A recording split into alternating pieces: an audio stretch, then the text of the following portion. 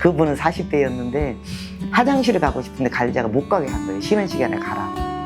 그래서 제가 이제 그때 바로 사무실에 들어가서 방송으로 다 라인 2층 다 라인 꺼라. 그 이제 다 끄고 조합원들이 모였을 거 아니에요. 우리는 여기에 우리의 어떤 생리적인 현상까지 계약서에 적힌 거 없다. 저장 잡히지 않았다. 마음껏 화장실은 가야 된다. 우리 8시간에 일을 충실하게 한다라는 계약서는 있으나 중간에 화장실 가고 이런 사람의 기본적인 이 욕구들에 대해서 못 가게 하는 거는 잘못된 거다. 이제 그 얘기를 하고 관리자도 사과를 하라고 그랬어요. 관리자 사과를 안 했죠. 그래서 그 자리에서 제가 회사 사무실 전화로 사장한테 전화를 했죠. 그래서 해서 이러이러한 상황이 있었고 이 사람 해고해라. 사과하지 않는다. 그래서 완전 엄청나게 박살이 났죠, 그 사람이.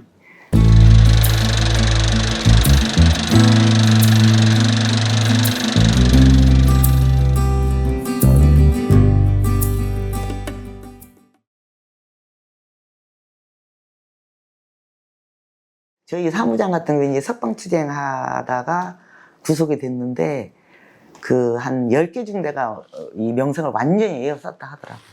그리고 이제 사무장 잡으려고 이 조합원 하나하나를 이 밤샘 농성을 하는데 다 현장에서 끌어내고 마지막에는 이 전경들 발자국, 군화 발자국 소리만 들렸다 하더라고요. 이 조합원들 비명 소리 다 끝나고 나서. 그러니까 혼자 그 깜깜한 데서 현장에서 그 군화 발소리만 듣고 이렇게 숨어 있다가 잡혀. 얼마나 그 공포스러웠겠어요.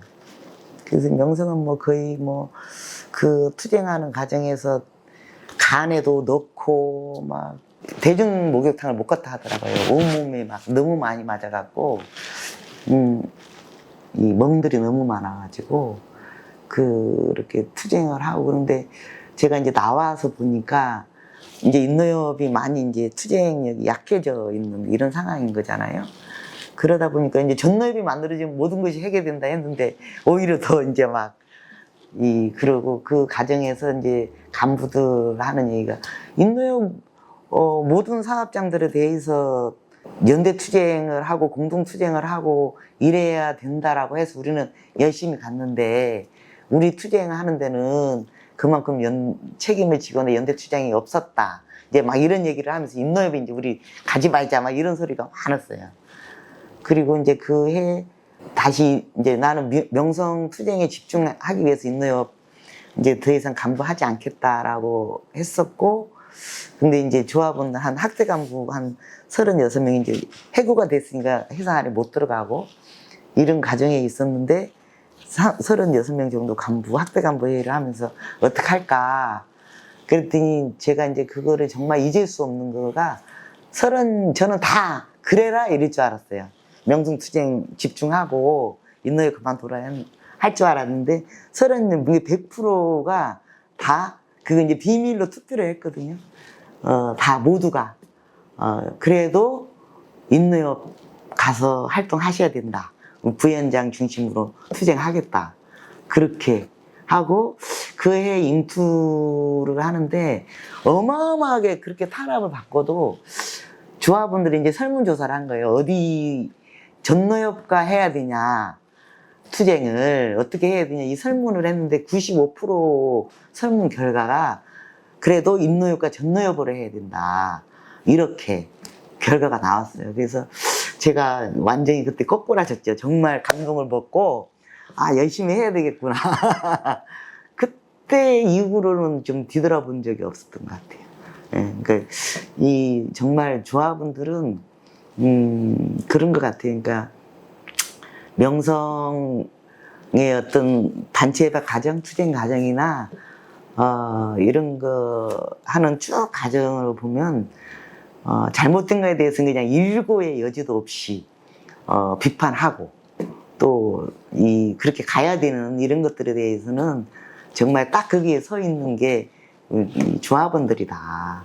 노동조합이 있는 그 날까지는 조합원들과 노동조합이 떨어진 적이 없는 것 같아요. 항상 이게 하재도 이제 이 남자친구 얘기를 했던 하재가 또 누구 흉보는 이런 화제가 나와서 노동조합이 오늘은 뭐래, 오늘은 뭐 때문에 싸운대, 교섭 간대, 뭐 이런 어디 사업장이 어떻대, 대화가 이렇게 항상 이게 떨어지지 않았던 게 핵심이지 않았을까. 그러니까 현장과 이 집행부 연결하는 우리 중간 간부들의 역할이 정말 허리의 역할, 그 역할을 엄청나게 잘했던 거. 그리고 그게 이제 위원장과 뭐 대의원, 뭐 각 그 부서 부장들 같이 성장을 하는 거잖아요. 같이 몰랐던 걸 알아가는 거고. 그리고 이제 노동조합을 통해서 이렇게 쭉 그 이기는 싸움만 쭉 하는 거니까 자신감도 이제 막 엄청나게 있는 거고. 또 뭐 처음에 민주노조, 어용노조 회사가 만들어가지고 설득하는 과정에서 사장이 막 모든 사원과 이제 관리자들까지 하면 한 750 됐거든요. 그 다 있는 자리에서 사장이, 위원장이 불러주는 대로 전 사원한테 어용노조 만들어서 미안하다. 이 막 사장이 발발발 떨면서 사과를 했거든요. 이제 그런 과정에서 조합원들이 노동조합에 대해서 굉장한 신뢰를 가졌고, 이렇게 한 덩어리로 움직였던 것 같아요. 요만한 것도 회사에 잘못된 거는 다 알려내고, 한 관리자가 제가 라인 순회를 하는데 화장실을 가고 싶은데, 저보다 그때 저는 20대고 그분은 40대였는데 화장실을 가고 싶은데 관리자가 못 가게 한 거예요. 쉬는 시간에 가라고. 그래서 제가 이제 그때 바로 사무실에 들어가서 방송으로 다 라인, 2층 다 라인 꺼라. 이제 다 끄고 조합원들이 모였을 거 아니에요. 우리는 여기에 우리의 어떤 생리적인 현상까지 계약서에 적힌 거 없다. 저장 잡히지 않았다. 마음껏 화장실은 가야 된다. 우리 8시간에 일을 충실하게 한다라는 계약서는 있으나 중간에 화장실 가고 이런 사람의 기본적인 이 욕구들에 대해서 못 가게 하는 거는 잘못된 거다. 이제 그 얘기를 하고 관리자 보고 사과를 하라고 그랬어요. 관리자 사과를 안 했죠. 그래서 그 자리에서 제가 회사 사무실 전화로 사장한테 전화를 했죠. 그 당시에는 이제 사장과 위원장은 똑같다. 같은 급이다. 이제 이게 조합원들한테 있었던 거고. 그래서 해서 이러이러한 상황이 있었고, 이 사람 해고해라. 사과하지 않는다. 그래서 완전 엄청나게 박살이 났죠, 그 사람이. 그렇게 해서, 그러니까 그런 아주 사사로운 이런 거 하나에 대해서도 막아서는 거. 그게 이제 조합원들한테는 엄청난 신뢰가 가는 거고, 그 과정에서 이겨먹은 거고, 그러니까 조합원들은 그냥 최고인 거죠. 예, 그래서 이렇게 한 덩어리가 됐던 것 같아요. 근데 그 전노협이 만들어지고 나서는 그냥 사업장들이 다 막 폐업하고 이전하고 막 이러면서 어마어마했어요. 그런 사업장들이. 그러니까는 그때 현장의 간부들을 만날 낯이 없는 거예요. 그렇게 큰 소리 빵빵 치고 해서 죽을 힘을 다해서 전국 조직을 건설을 했는데 이게 뭡니까? 전노협은 만들어지면 다 해결된다며요. 이런 언성들이 너무너무 많았었고 비판들이. 그러니까 거기 뭐 속수무책인 거죠. 그래서 이렇게 볼 낯이 없고, 그래서 폐업사업장에서 그냥 가서 같이 투쟁하는 거 말고는 뭐 답이 없었던 것 같아요. 그래서 그리고 이제 그냥 정상적으로 흐르는 이런 사업장들은 못 가는 거예요. 너무 미안하고 볼 낯이 없고. 그래서 그때 정말 마음도 많이 힘들었던 것 같고. 답답한 마음을 어떤 식으로 정리가 되셨어요? 그 뭐 딱히 뭐를 그냥 그 속에 있는 거죠. 그냥 그 속에 있는 거고. 그럼에도 불구하고 노동자들은 투쟁 말고는 답이 없다.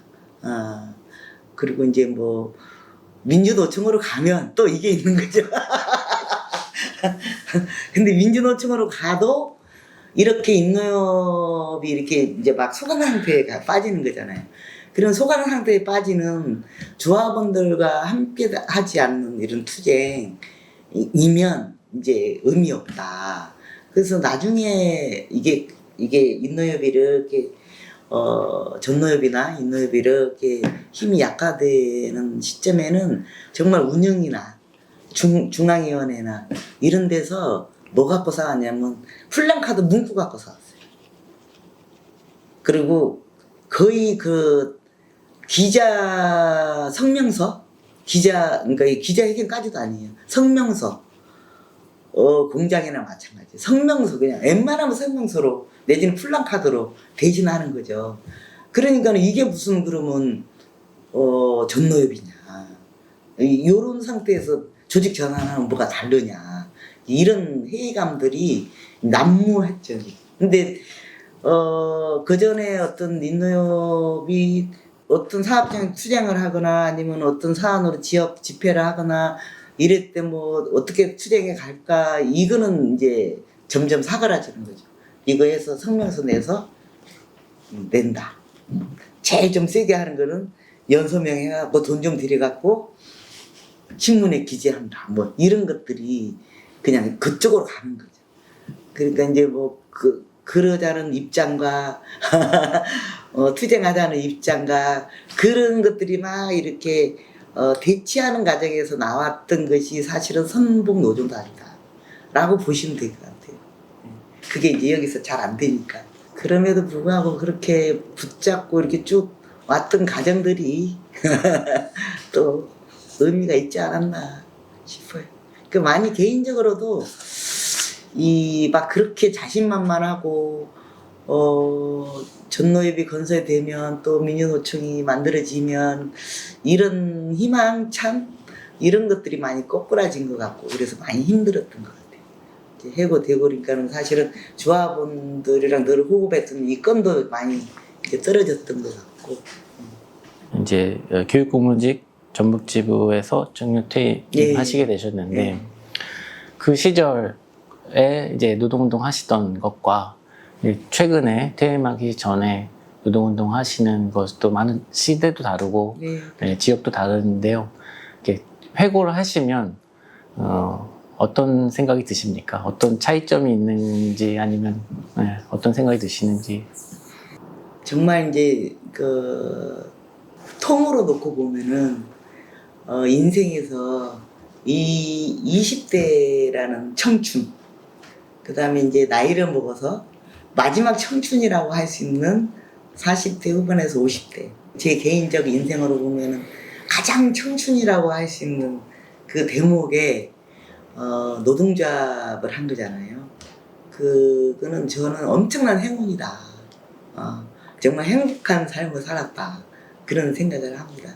그러니까 그때 20대 때 노동조합을 하면서 그러니까 형성된 가치관 이런 것들이 그대로 이제 쭉 모은 거고 그것이 굉장한 자산과 바탕이 돼서 전북에서 교육공무직 그러니까 학교 비정규직 노동자 투쟁을 한 거고 거의 뭐 처음에 갔을 때 270명이가 조합원이 그런데 퇴직할 때는 3,000명이 넘는 뭐 이 과정이 있거든요. 그리고 다시 복귀를 하면서 제가 그 인노협에서 못했던 조직국장 그렇게 저는 조직국장이 하고 싶었거든요.